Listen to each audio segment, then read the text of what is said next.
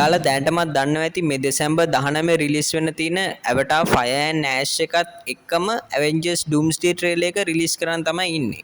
2026 ජනවාරි 26 එනවා Wonder Man එක.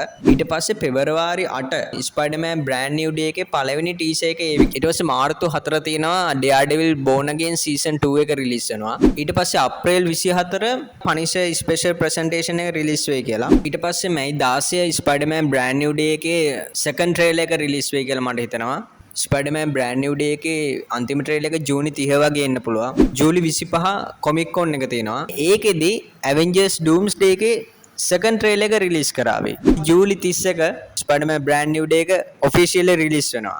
ඊට පස්සේ සැප්තැම්බර් 16 එදාට තමයි Vision Quest එකේ පළවෙනි එකයි දෙවෙනි එපිසෝඩ් එකයි රිලීස් වෙන්නේ. ඊට පස්සේ ඔක්තෝබර් 5 මට හිතෙන්නේ ඒවි Avengers Doomsday එකේ තව trailer එකක්. ඒ කියන්නේ තුන්වෙනි trailer එක වගේ ඒවි. නොවැම්බර් 28 එදාට තමයි Doomsday එකේ අන්තිම trailer එක එන්නේ. දෙසැම්බර් 18 ඔන්න එදාට තමයි Doomsday එක එන්නේ. 2027 ගත්තොත් ඔෆිෂියලි දැනට කියලා තින්නේ Daredevil Born Again Season 3 Your Friendly Neighborhood Spider-Man Season 3 Avengers Secret Wars ජනවාරි 22 Daredevil Born Again Season 3 එකේ ට්‍රේලර් එක ඉන්න පුළුවන්. පෙබරවාරි 11 Doctor Strange 3 එකේ පළවෙනි ටීසර් එක එවි.